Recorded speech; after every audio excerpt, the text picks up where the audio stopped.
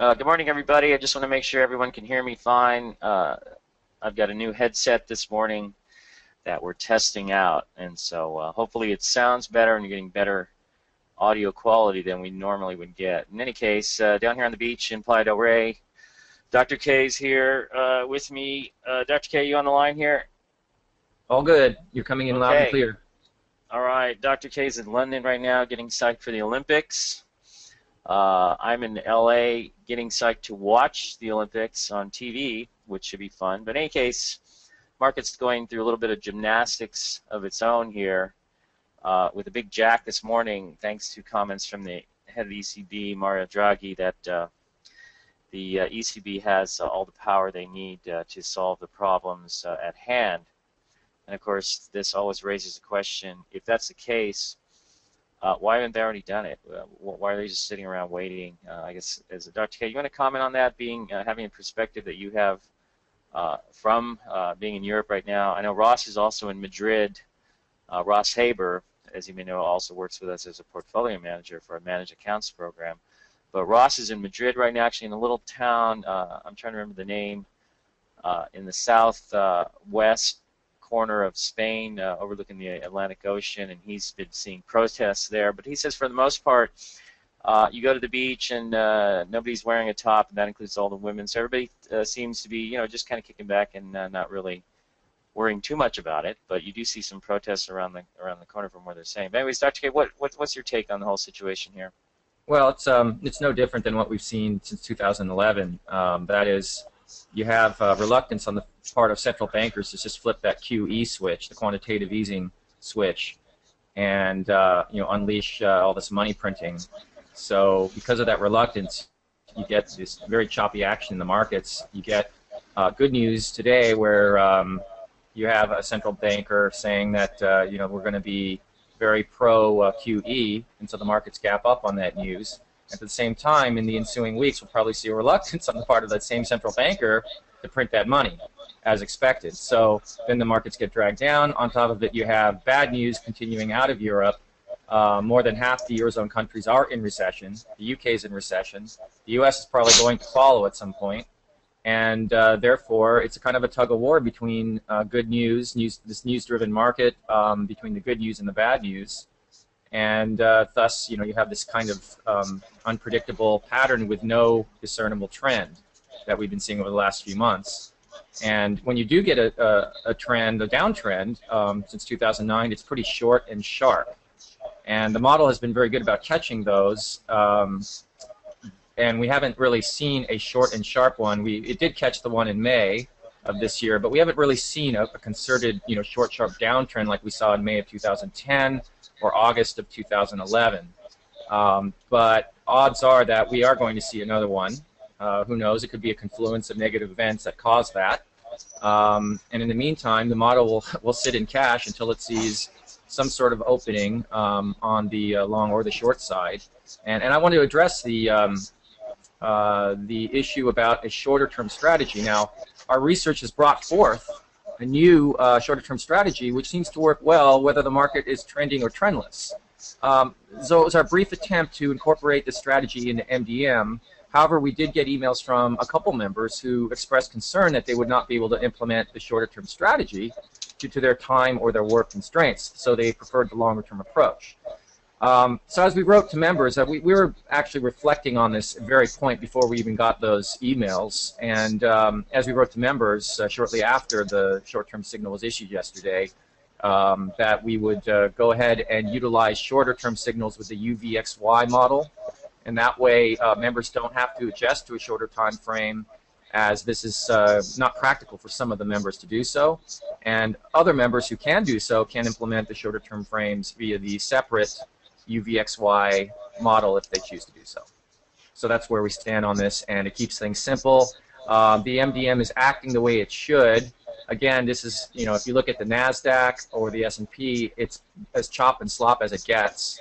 And you'll notice that in August of last year, August, September, October, the model was very good at picking off tops and bottoms through a reversion to the mean strategy. Now, that worked because if you look at August through October, you had deep upswings and downswings. So you had a lot of profit, short-term profit windows that were available to the MDM. In this current market environment, you're not getting that. You're just getting slop. It's really slop. So this is not an opportunist market whatsoever. However, these periods do come to an end. What'll probably happen is the elections are coming up, and so that could activate the Fed to make a formal QE announcement. As we all know, Bernanke has been very transparent when it comes to QE. He has made an announcement ahead of QE that they're going to go ahead with QE1, QE2, and then we're just waiting for QE3 at this point. So that would be possibly a green light.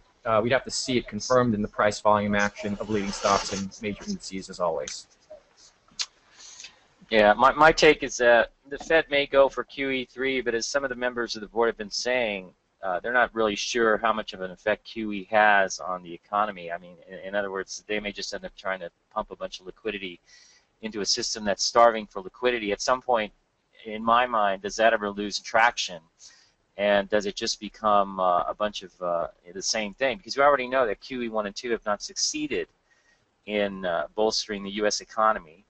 And so it's nothing more than sticking fingers in dikes. And at some point, I got to think that the dike is going to burst as the Fed sits there with their finger in the dike, and the ECB comes in, and they're all sitting there as the water pours over them and essentially drowns them. So, I mean, you can get cynical here. You can see the market rolling in. I kind of viewed this whole thing as a very shortable rally this morning, and of course, I was buying the SQQQ down as low as 47.30 and change, somewhere down in there. And basically averaging up as the thing moves back up slowly, because I did get a buy signal down there in the 47, somewhere down around 47.40, 47.50, I think it was. I have to go back and look at that chart. But other stocks that I think are notable right now, Apple, of course, in my view, this is a late-stage failed base. You can slice it, any way you want. You can say Apple's cheap. It's a value buy here at 11 times forward estimates, but in my view, you have, let's get rid of all these silly lines, remove,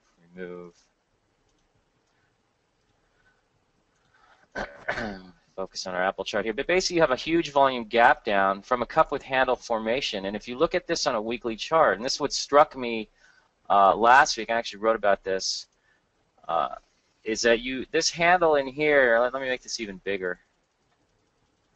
Make it giant size for you all. You can see this handle is actually wedging a little bit. It's going straight across on a closing basis, but along the lows you're getting this sort of, not necessarily wedging on light volume, but this sort of drifting up, which doesn't look right to me. It looks flawed, and so what happens? Boom, it breaks. Now, is this a shakeout and it's going to turn around and break out? All I would say is if I think I don't want to get negative on Apple because I think it's such a great company, then I would only buy it if it becomes a great company on a technical basis, which means it would have to break out through the top of the cup with handle, which is through this trend line here as I see it, and you probably might get a pocket pivot. But for now, looking at this thing on a daily chart, I tend to think this is a short, and it rallies back right up to the 50-day this morning. So I was actually in there. I'm adding to the position today. I came in short here and adding with a small position, then add as it comes into the 50-day, as we discussed yesterday in the short sale setup email that was sent out sometime yesterday after Apple had gapped down. But to me, that's almost a shortable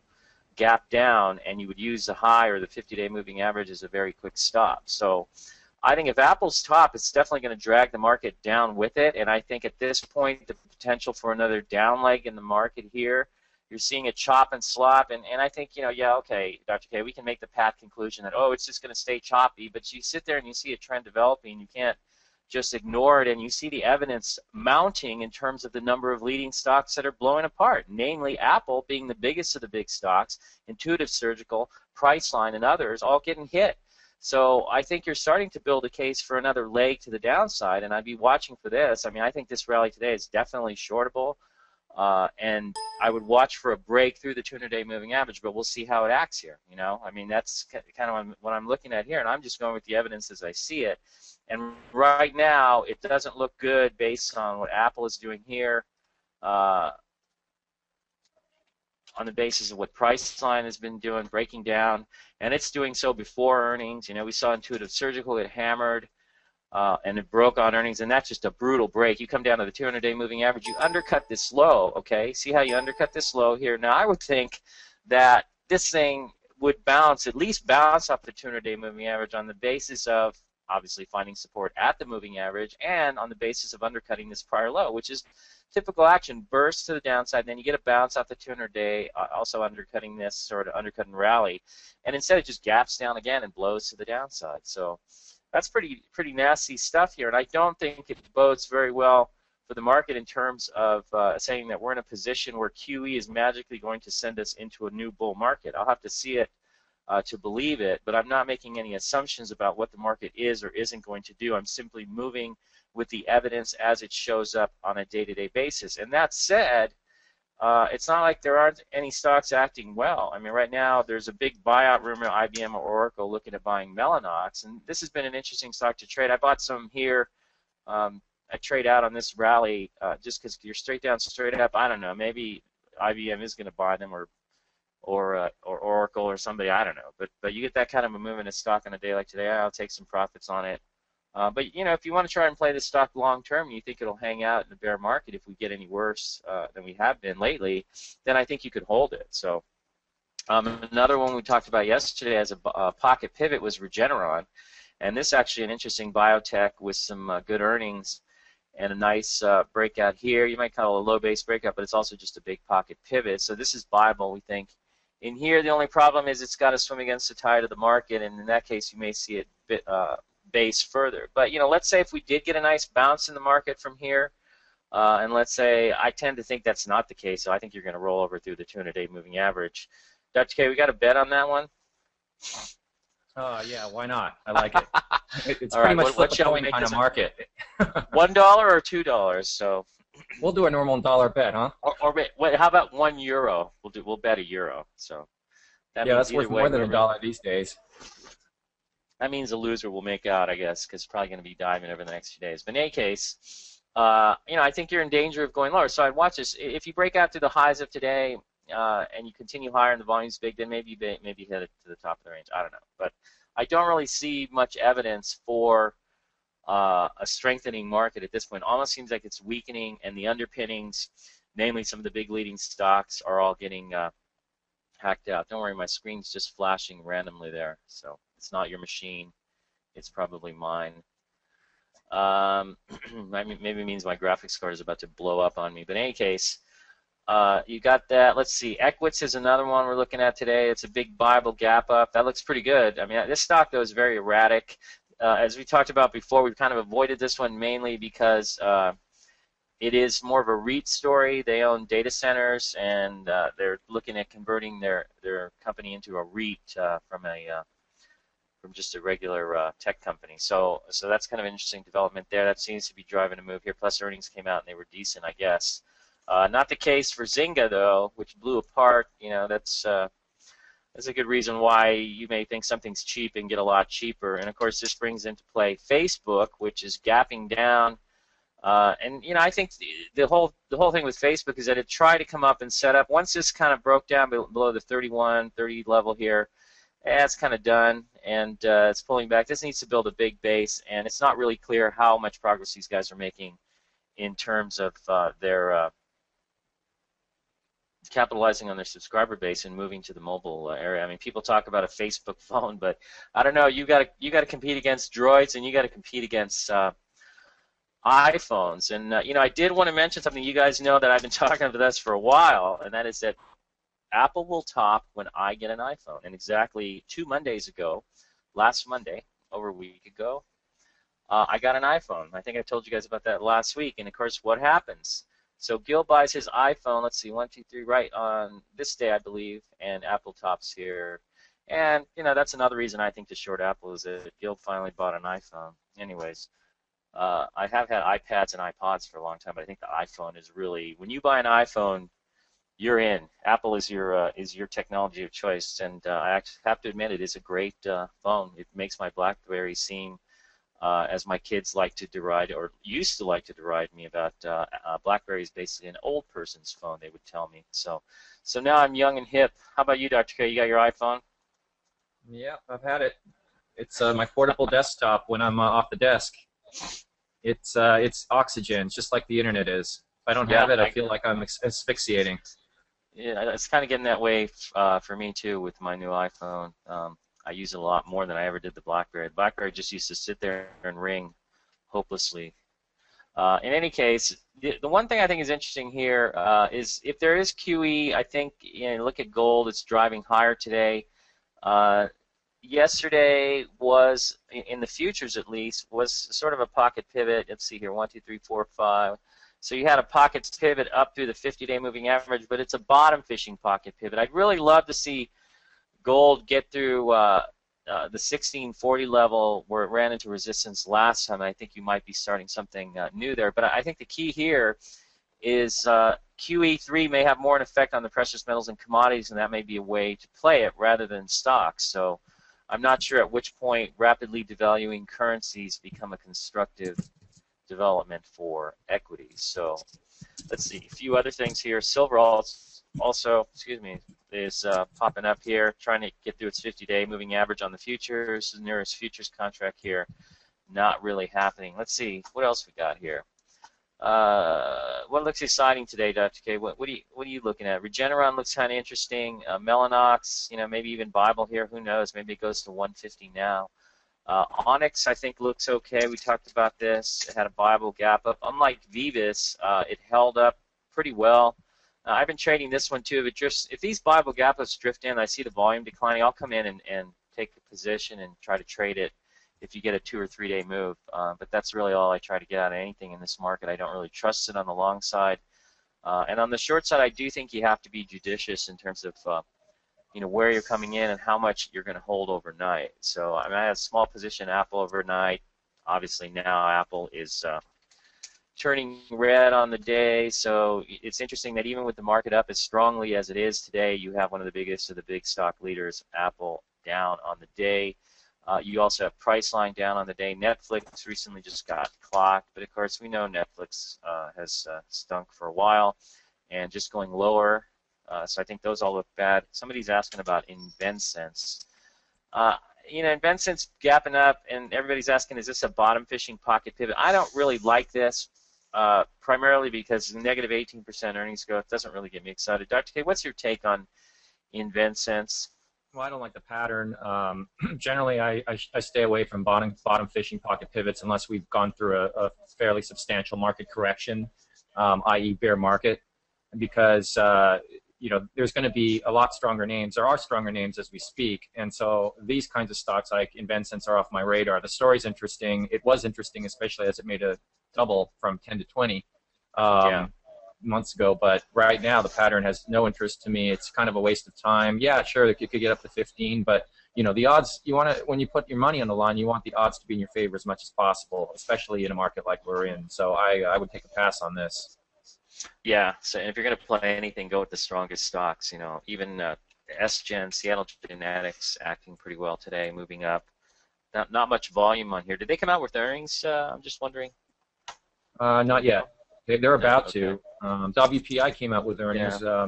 That's interesting because it's tracing out kind of like Alexion did yesterday, where Alexion nearly closed the gap and then came all the way back to finish very strongly. And maybe WPI is going to have a similar situation. The volume's there relative to the earnings report. So as long as the market doesn't get clobbered here, WPI is probably looking okay. Yeah, WPI almost seems more defensive to me than Alexion. Although it's got decent numbers, not too bad. Somebody's asking a question here, Dr. K. I'll let you answer this. Is the Fed able to manipulate the market during market hours? How do they do it? Or are these bounces simply news-related? My personal view is it's somewhat manipulated, especially if it's done after hours or pre-open in the futures, because they tend to be less liquid. But Dr. K, what's your take on that sort of thing? Yeah, I mean, they've got lots of tools so that they can inject liquidity in the markets, keep interest rates down. I mean, they've got it's all kinds of ways they've got to do that sort of thing to shape the market. As we've seen, they've shaped the market since early 2009 through their various machinations. So, whatever it is they do and how they do it and when they do it, I mean, we know they're doing something that certainly manipulates the market, and that's really what's important here. And that manipulation, unfortunately, comes at the cost of unusual price volume action in leading stocks and major indices, which is why many models, in fact, I think virtually all the models that I've tracked got thrown in 2009 through 2011. Not one. I don't know. I'm sure there's probably a good model out there. Maybe it's not in cyberspace, but I didn't see anything that could survive 2011. 2012, it's really knocking pretty much everything out. But what I'd like to say is, periods like 2012 remind me of periods like second and third quarter of 1999. They come to an end. They don't continue, and they never have. And that's on the basis of over 100 years of market study. When things seem at their worst, things do get better. So this continued manipulation will, eventually something's got to give in one direction or another. So that's the nice thing to know, is that when things give to the downside, they tend to give pretty quickly, which means your time value is pretty huge on the short side. And on the long side, if we get another uptrend, it might be soft and steady, but nevertheless, it will be a trend of some sort. So we just have to be patient. I'm looking at a 5-minute of the NASDAQ right now. You see the gap up and really haven't done much but head back down. Now we're starting to roll over on the 5-minute here. You can see that. Just thought I'd throw that up there. Some other stocks people are asking about. Align. I don't get excited about Align. It's kind of V-shaped, thin, choppy stock. Supposedly the big news here is that they're going to be selling they're essentially braces, right? They're just this clear plastic thing you wear instead of the traditional wired up braces, and I guess selling in China, I guess that I don't know. To me, it's like, what does everybody think that that old stereotype racist stereotype character of the Chinaman as having the ponytail and the buck teeth? Is that what that's all about? I don't know. I'm skeptical that I would want to be owning this stock. So I mean, going to China may be a great thing. Who knows? I don't know. But I don't really like this pattern. How about you, Dr. K? I'm not into it. I mean, I've seen it pop up on my radar a few times, and because of first the earnings report and then the price volume action, but it's pretty choppy.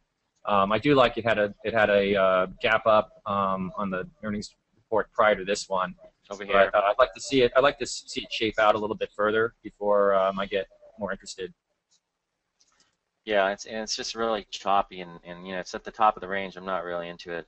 This would almost be good if you bought it down in here or on the pocket pivot. You got about not quite 10% getting there, but that's not a bad short-term trade right there. And in this market, that seems to be mostly what there is out there, if at all. So let's see some other stocks. People ask about green GNC, which is that's a big outside reversal today. I don't like the stock, but I haven't really been into it lately, and I think we talked about this last week or the week before, and neither Dr. K nor I really thought much of the stock. I can see Apple's breaking to new lows here. Let's do a 5-minute on Apple. Yeah, breaking to new lows here on the day, trying to at least. So if this thing breaks 570, I think you could see it go to, in other words, my downside target here. I could see, if you got below this low here, which is in late June, maybe you'd spark a little bounce, but you could head for this low, which is 548.50. But I'm thinking ultimately this is going to head for the 200-day, which will undercut this. So maybe they meet somewhere under 520. I don't know. We'll see. But right now, that's how I'm playing Apple, and I think it is a short. And I'm short the stock. And now, thanks to this morning's rally, I'm really heavy short this stock. So it better work. But in any case, if I get stopped out, 580.80 is my stop right now. So if I get stopped out, I get stopped out. But right now it seems to be working pretty well, and the market continues to come in, as you can see on the 5-minute chart of the NASDAQ. So anyways, other stocks here. Ruger, Sturm Ruger, is this a head and shoulders? It's starting to look at, I always look at weekly charts, and you do have, this could be a left shoulder here, and you got a big break, see the huge volume, so that would be your head. Now you're coming up the right side, but I don't really see where this thing is giving way yet.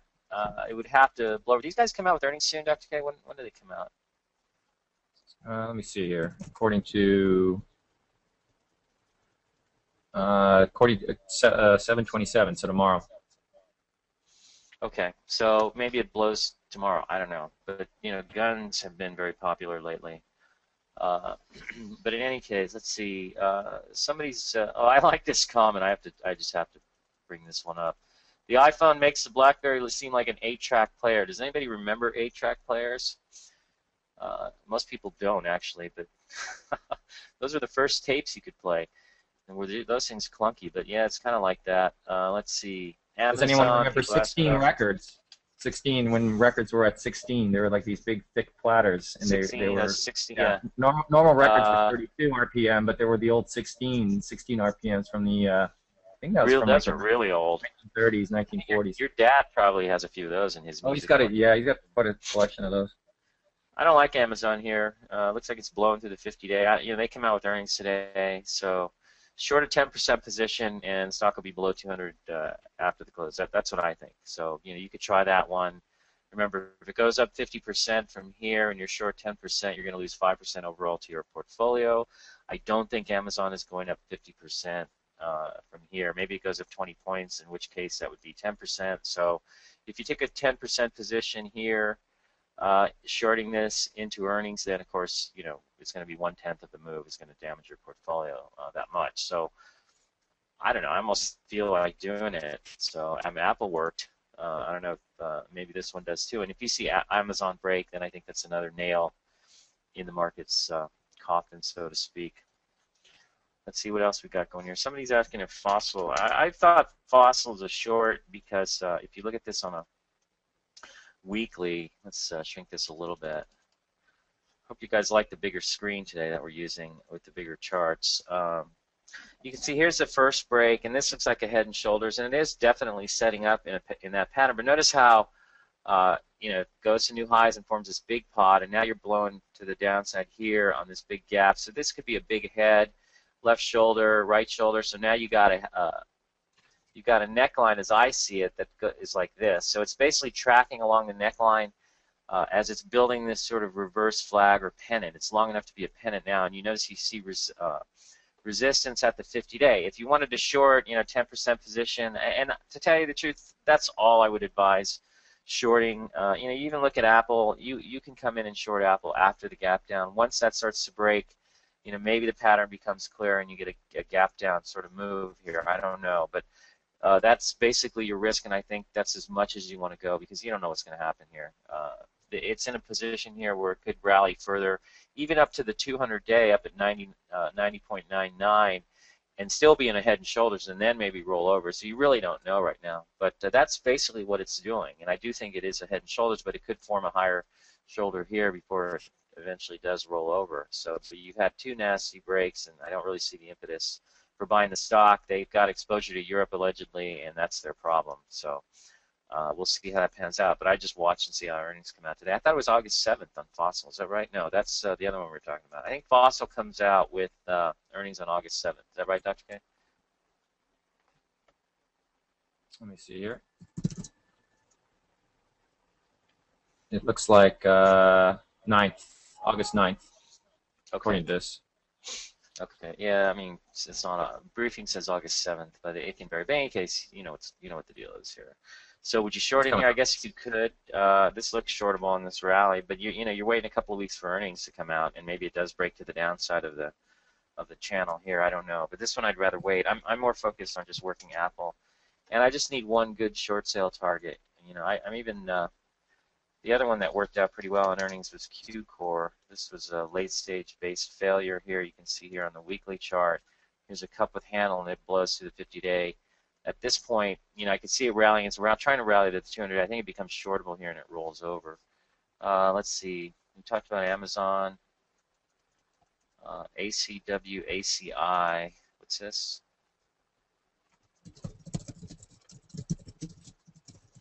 ACW. Pull that one up. Is this done? It was done a long time ago, so I don't know if it's done. It looks like it's done for now, but not only is it done for now, it was done a long time ago, so hopefully you don't still own those. ACI, this one was done a long time ago, so again, I don't think any of these really are worth playing, so getting a little bit bounced in the market here, so it's still probably going to be choppy, but I think, you know, playing Apple on the short side looks doable to me. We'll see what happens here. Let's see what else. AEM, Agnico Eagle Mines. Is that a buy? I wouldn't buy that. Don't really like it. Stock's kind of I don't really like that at all. It looks more like after a move up, straight up off the bottom, you get this gap. You're in a stock that on a weekly pattern looks like that. I don't think so. Not a viable gap up. Right, Dr. K? You agree with that? Yeah, I mean it's a play on the precious metals, and I don't think they're ready to go yet. So again, the odds are against having good time value on your money, getting involved in precious metals at this point. Yeah, and I would say if you want to go with the gold, go with the gold, which is by the GLD. Actually, we should have looked at the GLD earlier when I was looking at the futures, the gold futures, GLD. There's no real pocket pivot or anything, but it's getting above the 50-day and the 65-day exponential, which is the black line here. But still kind of something in the making here. But the action of the precious metals the last 3 days seem to argue for some sort of QE announcement. That's exactly sort of what you got today, but it's just more mouthing from the European ECB head, Draghi, as far as I'm concerned. MOVN, biotech. Oh no, is this going to be one of these $3 biotechs? Like, this thing doesn't even show up. That sounds like a bulletin board. No. Take it back. MDVN. Okay, that's better. Whew. Had me scared. I mean, that's a nice uptrend channel. It just continues to move higher. But you've noticed biotech stocks have been doing very well. If you look at the BBH, it's continued to trend higher. Yeah. So it almost looks like that MDVN. But if you look at the BBH on a longer-term basis, yeah, they've been able it's been in an uptrend for quite a while. Yeah, definitely. So, it's hanging in there. So, but you notice a lot of biotechs have been acting well. Even Biogen is acting pretty well here as it continues to move higher on a weekly chart here, just trucking higher. So yeah, this reminds me of the first couple quarters of 2005. The market was in a downtrend, but the biotechs there were certain key biotechs that you could make good money in that were doing very well. Yeah. Just going down the list here. I mean, people again, somebody, just an example here, somebody says, however, price and volume action looks good in spite of aforementioned. I guess there's some fundamental story. No earnings, seems to trade on news. I mean, that's kind of like Vivus, that's kind of like Onyx, ONXX, that's like Seattle Genetics, that's like Affimax. I mean, there's a lot of biotechs acting well and they have no earnings, but that's typical. I got stopped out of Mellanox when it filled the gap. People are asking about how you would handle Mellanox. Let's go to a daily chart. Where are you? Mellanox daily chart. Here we go. To me, I think what you do here, if the low is 89.01, you got to add 2 or 3% porosity because it can drift in. It's a very volatile stock, and if you played it before, this thing can be all over the place. So I kind of saw the drop on Monday as a viable situation, so I came in and bought some shares there around the 88 level, a little bit above, I think. And that's your low there is 85.63, 89.02. So you're about 3.5 points. What is that? It's like 3% porosity, really. About 3.6. It's 3.7%. Yeah, so I give it a little bit of room. So context with the chart is reasonable because it had a massive gap up of 40. It was up over 40%. And in context with the chart, that's pretty extended. That's the thing, something like a Mellanox that gaps up that much, you have to give it more than, we say 1 to 2% undercutting the low, and that applies to most viable gap ups. But in this case, it was a bit excessive relative to the chart, so you give it a little bit more room, and that's why, I wasn't at all surprised that, Gil was going in and buying this thing on Monday when it gained support there. Yeah, and it made sense to me. You also had an intraday buy signal, but I bought it on this day around 90, and the next day it ran up towards 95. I sold that little move. It pulled back in. I bought it, and I sold into this move. Now, of course, it's going higher on buyout rumors, but, that's fine. There's a lot of risk in just buying a stock up here on buyout rumors. But it's a lot of day trading type stuff, or just 1 or 2 day trades is what I'm finding on the long side. But if you're opportunistic, they seem to be there. But, I would definitely like to see a better trend, and that, of course, would be something like the NASDAQ, or just looking at the index, a break for the lows, a break for these lows would be a nice leg down that I think would set the market in motion for more downside. And I do think if that starts to occur, the market direction model will issue a decent sell signal. Whether if everybody is so shell-shocked by that time to follow the signal by then, we'll find out, I suppose. But, that's what grinding markets do, and that's what happened in, by July of 2011. I think we were all getting really really worn out by the false signals because the market was so trendless into July, and then August, the model hit it out of the park with 5 true signals. So that's the tricky part of of any kind of investing. When the market's designed to wear you out and then turn on a dime, and that's exactly what it did in October of 1999. It turned on a dime. Literally, 2 days after O'Neill was saying this market's done. When was that? In 99? Yeah. 99, October 99. I remember he was saying this market's done. He was just so fed. We were all fed up with it because we've been ground down for the last 6 months, and then it just turns on a dime.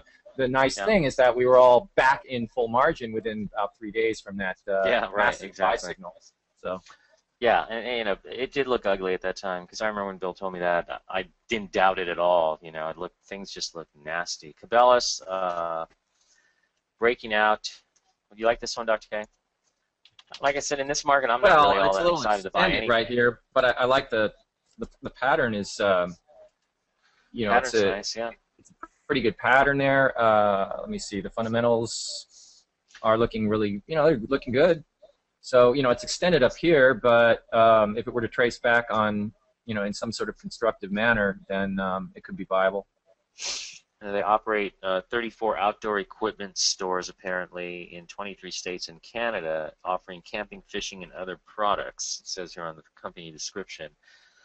Maybe everybody's going to be having to camp out now, I guess, because things are going to get so bad. Maybe that's what's going on. But I noticed one thing, a 13.7% return on equity on this company. In the past, strong retailers tend to have big return on equity. The biggest ones will have a massive return on equity.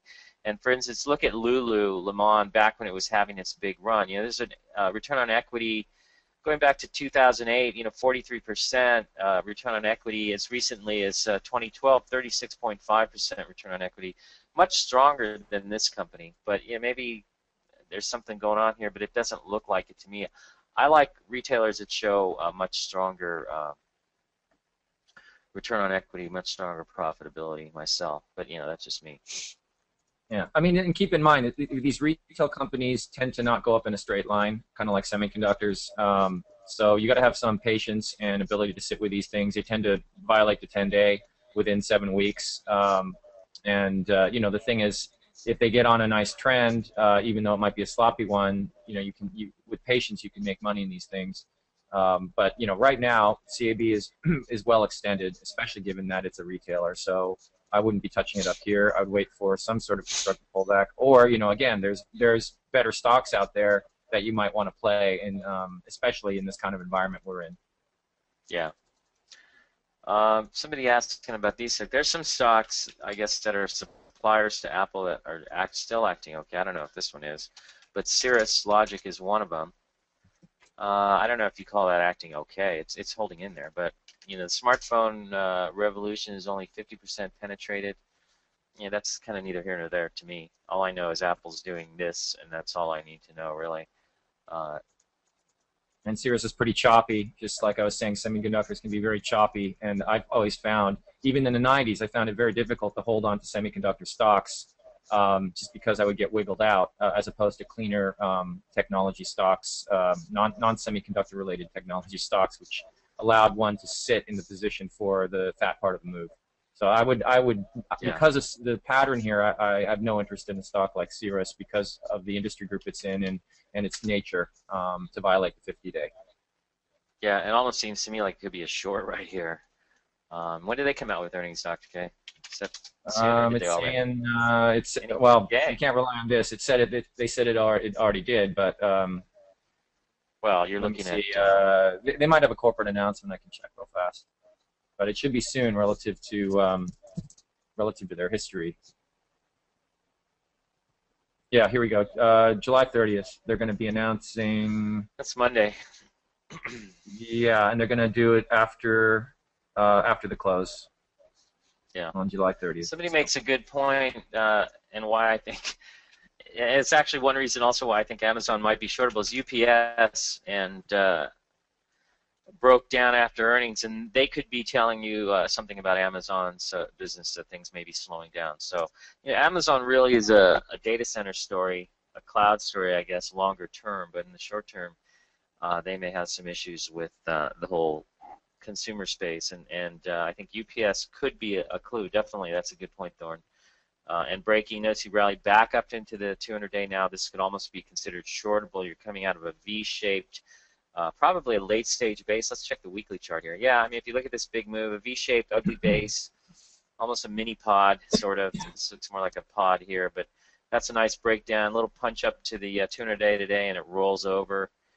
That looks pretty nasty, actually. It looks like it's heading for this low. Almost a short. It looks like a short to me. I guess you could use, if I were going to short this here, I'd use 75.26, the 200-day as my clear stop, because the market should be coming in. And if I'm correct, having gone heavily short this morning on the big rally, then I think you're going to roll in more. And if that's the case, then this thing's probably not going to get past the 200-day moving average. Therefore, I would use that as my stop. But that's definitely a good name there as a short, so I'm going to have to actually put that on my list. But in any case, it might be telling you something about Amazon. Yeah, I agree with you, Thorne, on that one. SWY, the stock from hell. Yeah, this is a frustrating one. You know, because we had a question, why didn't we recommend this one? Or why didn't we put a report out on it? And, you know, it's a simple answer. When it had a little mini gap yesterday, but that's after it had really poor action, you know, leading up to that mini gap. And, you know, it's trading under the 50, then it moves up beyond the 50-day, and then it just keeps going. And, you know, stocks like this, stocks usually don't do this sort of thing when, you know, they're not supposed to go up this far, but yet it is. And so there might be something in the works that we don't know about. But that said, the price volume action was not good enough to put this on you know, a report on it, because you want to be putting your money into stocks that give you the best setups, and this one did not give us the best setup, and yet it just kept going. So, you know, you can't kiss all the babies, and this is one of those stocks where you don't want to let this kind of action make you think that the next time this happens, you should be putting your money into this kind of chart pattern, because odds are that it's not going to work out like this one did. Yeah, and I think what may have happened here is it caught a bunch of people short, and you may be a big short squeeze. I didn't really check the short interest on that one going into earnings. Let's take a look at that real quick. It's only 1.1 days no, volume. Really. Not a big deal. No, I don't know. Maybe. Big move, but it's hard to buy into. You know, but just one of those stocks. So market's coming in some more, I notice. Looks like we're just continuing to get weaker. Let's check a 5-minute on the NASDAQ. Yep, breaking to lower lows here, and just continuing to implode from the big suck 'em in rally this morning. So, and I really love Draghi's comments that the ECB has more than enough power to counteract speculators, you know, and I just love that mentality. A typical jerk-off government official, pardon my French, but I mean, these guys are just such idiots. Yes, it's all due to speculators. You know, forget about the problems of overspending and overborrowing and just being beyond your ears in debt. You know, that's not the problem. It's always speculators. So, you know, these government officials in Europe and also in the United States, you know, with Obama and his crew telling business owners or people who started businesses that they didn't do it. You know, all I have to say about that one, and I got to interject my usual political BS rant here, but you're going to have to sit through this. This is how I look at it. If business owners use roads and bridges to transport their goods and therefore they didn't build their businesses, let me just say this much. We know in the U.S. the top 5% of income earners, and to become the top 5% of income earners, you only need to make over $120,000, I believe. Correct me if I'm wrong on any of these stats, Dr. K. But the top 5% pays about 2/3 of the taxes, okay? So the federal government doesn't build roads and bridges with the money that it makes through its incredibly entrepreneurial and profitable businesses. The federal government uses taxpayer money. So if the top 5% in income earners are paying 2/3 of the taxes while the bottom half pay nothing, then who's really building the bridges and the roads, you know? Well, the top 5%, we are. Dr. K and I, maybe a few of you out there as well, if you make more than $120,000 a year. And all I have to say is I'm getting sick and tired of the rest of you losers living off of our backs, as far as I'm concerned. And for Obama to make a statement as he did just shows that he is a jerk-off, okay, a big J-O. The politicians shape cultural opinion by blaming the speculators rather than themselves. And you know, there's comments about how speculators and traders, the only thing worse than lawyers are speculators and traders, and that's coming from Ivy League educated people, I'm just like, really, you don't really understand, how all this works. I mean, Ed Seykota actually wrote that, he goes, trading, it turns out, is a solution to most economic problems. Free markets, sanctity of trading, and healthy economy are all ways to say the same thing. In that sense, our traders are champions, and the men and women in Jack Schwager's books are heroes. That's part of his foreword that he wrote for the latest Jack Schwager book. I fully agree with that statement. Yeah, I agree with you too, and I also think that as the people who pay most of the taxes in this country, we build the roads and bridges, and we use them to bring goods to everybody. UPS can come and deliver to your door. You can drive out your driveway onto a nice paved street, all thanks to the taxes that those of us who are the top earners in this country pay. And so for somebody like Obama to say what he's saying, I think he's just like off in deep left field. Anyways, blah blah blah. So, but where was I before we got into that one, Dr. K? CLGS. Let's go through some more questions. Yeah, who cares? Where were we? We're just having fun. Let's see.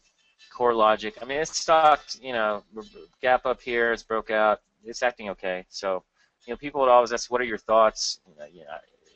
There's no real thoughts. There's just technical evidence. And if technical evidence is there and it's acting well, then that's all you need to think. There's really not too much to think. There's no need for commentary.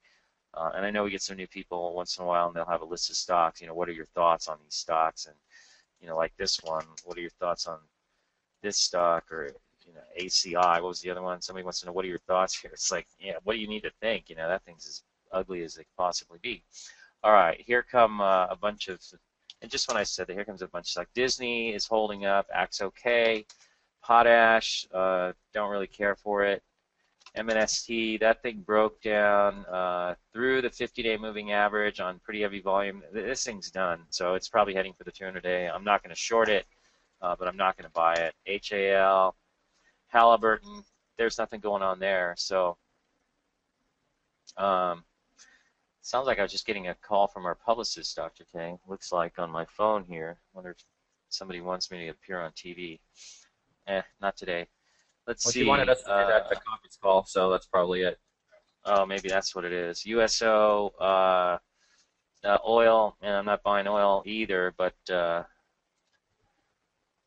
let's see. Got Ross in here IMing me. Hold on a second. Let me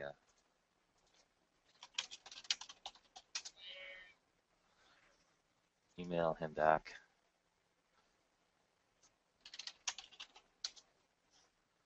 Let's see. I just told him short Apple, but it came up there. Let's see. All right. Anyways, let's see. Where were we? USO, getting back to oil. I don't know. Nothing there. I'm not going to buy oil. So, short Apple. Don't be long oil. Let's see. What else we got going on here? Is Melanex, we talked about Melanex. Seems lately, Dr. K, you can talk about this for a second. I got to take a quick restroom break. Which one? But talk about the UVXY does not seem to correlate to the VIX. And so let's do something over here. Sure. Let's show, I'm going to show the two, hold on a second here. Let me put up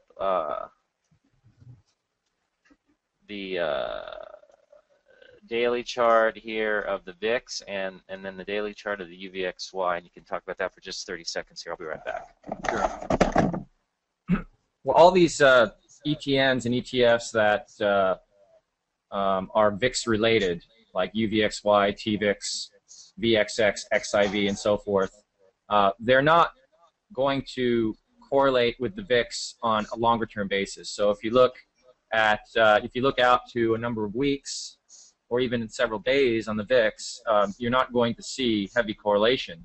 What you will see, however, is day-to-day directional correlation. So if the VIX is up by some measure, the UVXY often will be up, and vice versa. So there is directional correlation on a day-to-day level, but if you can, you can go back and look at the VIX on a weekly chart, and you'll see that essentially the VIX, for instance, in August through October of 2011, went sideways. I mean, it was choppy sideways, whereas all these other instruments VXX, UVXY, and so forth, they kept climbing to new highs.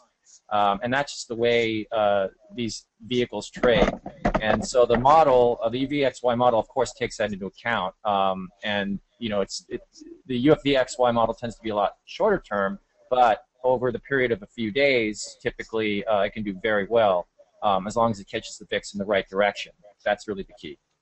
So don't ever think to hold a UVXY or any of these VIX-related ETNs or ETFs. Don't ever think to buy and hold them, or hold them on the order of weeks, because they, unless there's one caveat to that. If you are trying to catch the short side of these, you'll notice that like something like VXX or UVXY, they'll have long term downtrends that are part and parcel of these, because the market tends to have uptrends that tend to go up in fairly discernible, manageable manner, as opposed to downtrends where the market just kind of falls apart very quickly. So keep that in mind. I would never buy one of these instruments unless it's an inverse. So something like UVXY, shorting it and holding it, it's doable, it's possible, but buying a UVXY is not something I would ever do. That would, in terms of holding for a number of weeks or longer. Yeah, it's a short-term vehicle. All right. Let's see. Somebody mentioned the ACW. That was not the right chart. Sorry about that. It is a dog, though. ACIW. I hope that's not another dog. That's a little better, I guess. But, oh, no, it's not. No, I don't like that. I mean, what's to ask? Gap down? Ugly gap down. Goodbye. See ya. We're done. No, let's try to sell them at the open on a gap down. Don't wait around, because gap downs just mean the stock is out of play, and I wouldn't. I mean, even if the gap down seems excessive, you're just best off in general just selling at the open, or at least sell half at the open, and maybe the thing will bounce back a few points, and then you can sell the other half. But I wouldn't mess around with gap downs. No, unless Dr. K and I are supposed to do our levitation meditation here, where we chant and magically make a stock go back up. Doesn't really work, though, unfortunately. So let's see. Somebody's asking a good question. Did the good markets in the 90s have this much Fed manipulation? I don't know if it's Fed manipulation, but I can tell you that when Greenspan was lowering rates hand over fist in the late 90s, and mostly out of fear of Y2K, you know, there's that big fear that Y2K was going to see every computer on the planet blow up and chaos was going to ensue everywhere. You know, the Fed did create some of those big rallies with extreme liquidity, and I think you also had the market propped up in the early 2000s by low interest rates that were maintained throughout that period, as well as all the effective money printing that was going on by virtue of people taking on ever more debt and finding ever more creative ways of producing debt and essentially printing money. So, yeah, the Fed has always manipulated the market or had a big effect on the market. Dr. K, can you speak to that at all? Yeah, absolutely. I mean, that's the problem. Is you know, I would argue that we'd be better off without these sorts of, you know, external manipulations. Let the market be free and dynamic on its own. Don't try to artificially move rates around. Let rates find their own natural level based on the dynamics of the market. I think that, you know, it's an Austrian school, von Mises school of thought. Just let things be as they will be. That is the best way, because then I think you will also you will avoid a lot of these bubbles that ensue, you know, such as the dot-com bubble, such as the housing bubble. You know, if you keep rates excessively low, you will get bubbles, and you know, we certainly saw that in the late 90s. We saw that, you know, this decade, and we saw that in the late 20s when the Fed, they stepped in, and we had the Roaring 20s, and that was a great decade for stocks. And then in 1929, before the October crash, the Fed hiked rates, I believe, 3 times, but the order of magnitude of each rate hike was massive. Something to the tune of, I think, the first hike was like 0.5%, the next hike was 1%, and then like another hike of like over 1%. So that completely took the market off its rails, and we saw the October crash of '29. And again, these manipulations, they're not good for the markets. They create a lot of volatility and disturbance that I believe would be quite unnecessary if we just let levels find their own, you know, water finds its own level. If we just let let the markets find their own level in all respects, I think we'd be far better off. Yeah. I wanted to get back to this one because somebody's clarifying their question. They want to know if this is a good pullback to buy into. I don't know. You know, if this is the low, if this is a stop out right here, that's 21.19. You're trading at 22.84 right now. That's a little more than I would want to deal with myself. But that would be your stop. So I can't tell you if this is a good pullback to buy into. In this kind of market, I don't know if any pullback's a good pullback to buy into. Like those who were trying to buy into Apple's pullback yesterday are finding out today, so I don't really think so. Yeah, you got to be careful with these. I mean, the industry group is, it's number one because people, I guess, are betting that housing's going to recover here. But, again, price volume action is the final judge, and so you like this one because the price volume's looking pretty strong. And if you can manage to, if you maybe wait for a further pullback, or I would be selling it. If it undercuts 21.19, I wouldn't give it any porosity. So if the moment it goes under 21.19, I'd be out of the position. That is if you decide to buy it somewhere in here. Yeah, LinkedIn. I don't really care much for LinkedIn. You're kind of trying to wedge up to new highs on weak volume here. You can see that, and you break down below the 50-day. You actually violated here. You have one move back above, and it's back below now. So. These guys come out with earnings when, Dr. K? This says August 4th. Yeah, so we'll see if that's actually true. The chart's not looking good at all. I mean, it really needs to skate back up and then round out its base, issue a pocket pivot of some sort, or gap up, and then I might get interested. But I'm real cold on the social networking space right now because they're not really showing right at this time how they can really monetize their huge user base. I think that'll come. It will come. Longer term, I'm more optimistic on these kinds of companies like Facebook and LinkedIn. But right now, the chart's just not doing it for me, and I'm not surprised because on a fundamental level, I think monetizing a huge user base is not something that's done in a quarter or two. It's got to be done over time, and I assume Facebook is planting the seed so that they can really reap the rewards of their near billion user base. Smart guys, so I assume they're doing something about it. Right now, they're not really showing any signs of doing anything. So, and that's in the pattern right here. So. Still ugly. LinkedIn, don't really care for it. Zynga, as I called it now, Zynga, looks like garbage. It's just not happening. What was another one? Groupon. Zillow. Somebody's asking about. Zillow's actually acted okay, but it's a cup and it needs to build a handle. So I'm not a buyer. I'm not going to short it either, but it has huge Zillow as well. Zillow's a different. That's not social networking. That they're doing online real estate connections with connecting home buyers and sellers. So it's a unique business model that has potential. So I am watching the stock because I think they are the leader in this type of unique niche business model for the real estate market. Yeah, and I think if you look at it on a weekly chart, let's see, this is kind of V-shaped, so it does need, I can make it look less V-shaped actually if I want to. See, that looks less V-shaped now, but, it needs to build a handle. You come up 1, 2, 3, 4 weeks in a row, or 3 weeks in a row here, and then you pull back. That looks normal to build a handle. I'd wait for it to do that. Not really a buyer right now. Somebody says, I know you guys don't count bases, but Apple was a 5th stage base.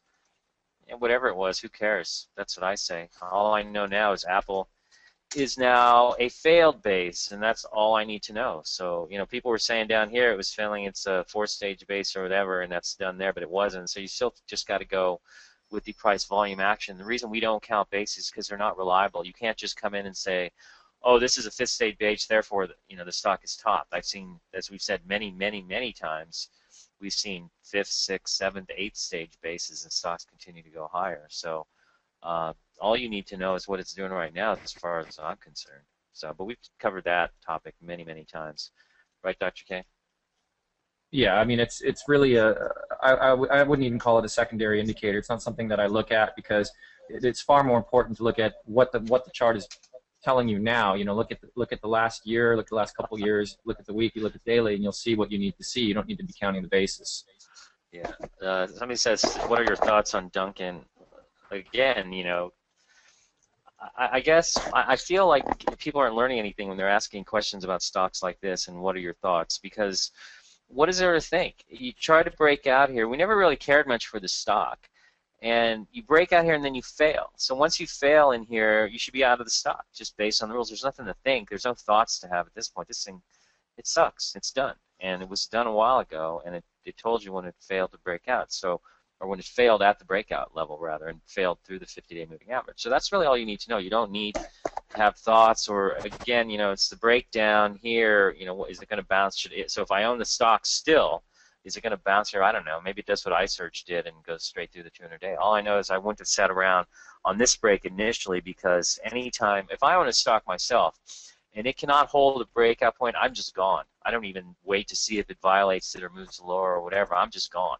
Because in my view, you buy a stock, that's not what it should be doing. So, just operate on that view, and hopefully that's a good lesson on Dunkin' Donuts, because it's getting dunked now. GNC we already talked about.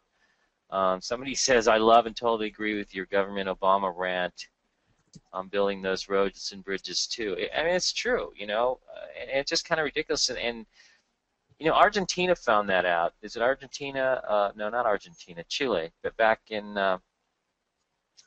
when Pinochet took over the military, and who's the guy? Salvador Allende came in, and he was socialist, and he turned over all the means of production to all the peasants and everybody. And the professional class essentially went on strike, and that sent the economy into chaos. It's like, wake up. Your productive members in society are the ones who produce value. They're the ones who produce wealth, and they in turn pay the taxes that support the society. So to start slamming us as if we don't do anything, and it's all done by through the brilliance of a jerk-off like Obama or even George Bush or any of them, which I think they all are, it's just, you're missing the point, and you're destroying your society when you attack these people, when you attack those of us who build businesses and create the jobs and create the new products that society relies on, and most of all, pays the taxes. I had to, hopefully my headset didn't die there. You hear me, Dr. K? Yeah, you're fine. Okay, I had to plug it in and recharge it. Anyways, blah, blah, blah. Obama is a perfect Chicago politician, full of crap with a smooth delivery. I think that's just the perfect politician. It's safe to say Obama could only offend 5% of the people. Yeah, and if we decide not to make any more money, and guess what? You don't have any roads or bridges ever again, right? EW, let's go to Edwards. Let's get back on some stocks. It's 9:04 now. We're gone for about an hour, but we'll keep going. This thing is failing on a breakout. So again, this is the sort of thing I was talking about earlier with Dunkin' Donuts. You break out and you start to fail, I'm just gone. If I own that stock, I'm just gone. End of story. And in this market, you better be careful, because we're starting to make newer lows. We'll see how this pans out. I'm going to stick my neck out and say we'll be lower by the close. Maybe I'll be wrong. What is the software that you guys are using for these charts? This is just eSignal. And I don't know. What do we pay for this? There's 3 of us using it. We pay $2,400 or $2,700 a year for 3 users, plus all kinds of exchange fees. Plus we have mobile eSignal as well, and it's on my iPhone. It works really well. TSCO, Bible gap up. I think they just move up on earnings. Not a Bible gap up. Dr. K, your thoughts? I mean, yeah, any of your comments, rather. It's really, it's been in a downtrend, and now it's gapping up. So I'm not crazy about that pattern. And undercut the 200-day. Generally with Bible gap ups, one of our rules is you don't want to be buying a Bible gap up after a downtrend. Like, this is not a sharp downtrend, but it's still a downtrend. There's going to be better Bible gap ups out there. Yeah, I mean, it's just an earnings reaction, and you might say that, I don't know, it's straight up off the bottom, so definitely not Bible. But again, some of you are asking, can we buy this? Can we buy that? I wouldn't be buying anything in this market. As I said, I'm short Apple, and I'm long the SQQQ. So I'm not really interested in buying stocks right now. Maybe I will later. And I traded some like Mellanox for short moves and whatnot, but there ain't much out there. So if you ask us if this is Bible, I don't even think anything is Bible right now. Yeah, if you want to take nibbles, you can action. There's a few biotechs that we've sent reports on, and those are those are actionable, but as we've constantly said, position size accordingly because we are in a sloppy, choppy environment. Yeah. Somebody says, why don't you use the RS indicator that is advocated by O'Neill and Company? Well, as you know, we both used to run money for Bill O'Neill, and the relative strength line is the relative strength line, so we have that on our chart. So I'm not sure what you're talking about. We don't have it on these charts because I don't think they offer something like that. But other charting systems, including StockCharts.com, including High Growth Stock or HGS Investor, as they call themselves now, those systems have a relative strength line, and you can use it to confirm or disconfirm movements.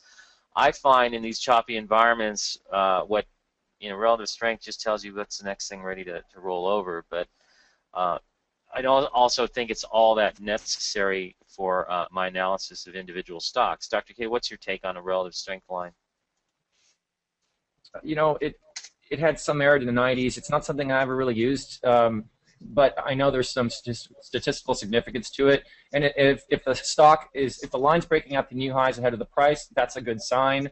And if it's not, that might be a negative sign. But again, it's very much a secondary indicator. It's treated as such. But if you want to use it, it's a valid indicator. So I'm not saying don't use it. If you know how to use it, right, great. And I have some friends who are great traders who do use it, and they use it well. So that's my view. It's just I want to keep things as simple as possible. So my preference is to not really have that in addition to the other things that I'm already using.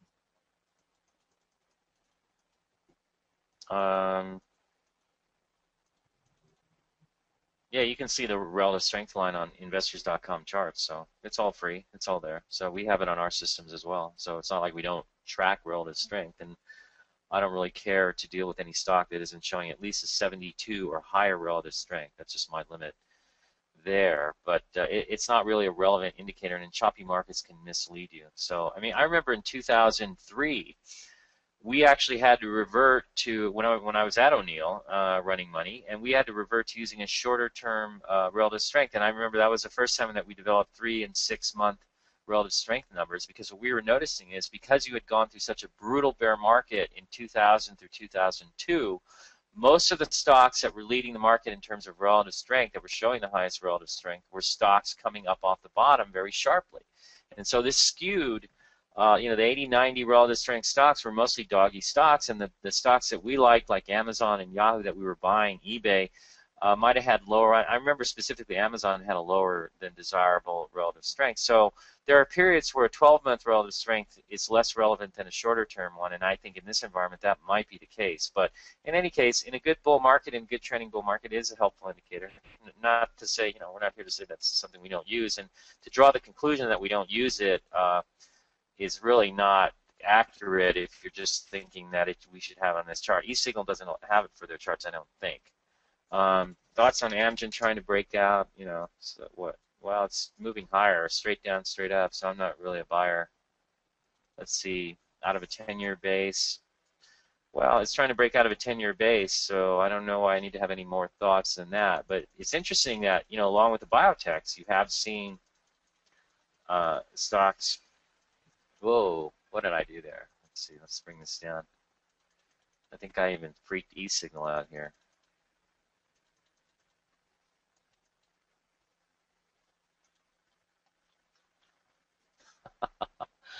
What did I do, Dr. K? I think I lost it here. Just try pull up another chart.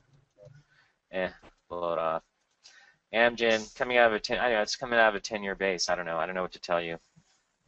It's not really a stock that has hit my radar in terms of having great fundamentals. 20% growth in the last quarter, 3% the quarter before that. Almost seems more defensive in nature. Next quarter earnings will be up 12%, so it doesn't really strike me as anything. Although, if you want to make something out of it, breaking out of a 10-year base and buy it solely on that basis, and I guess you could, but not something I would be looking to do here.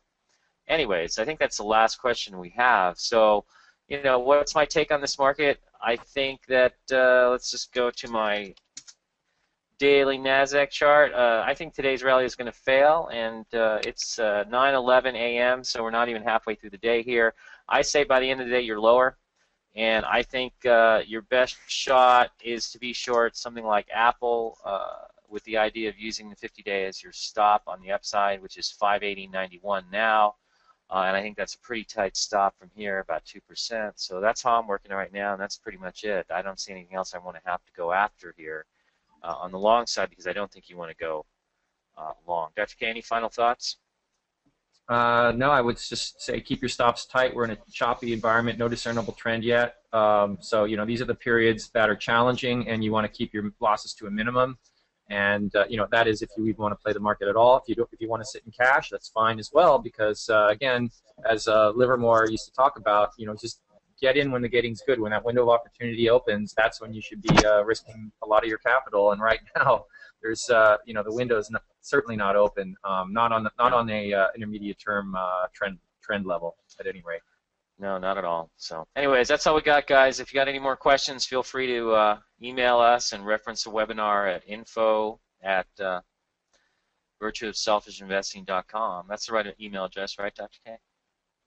Yes, that's right. Okay.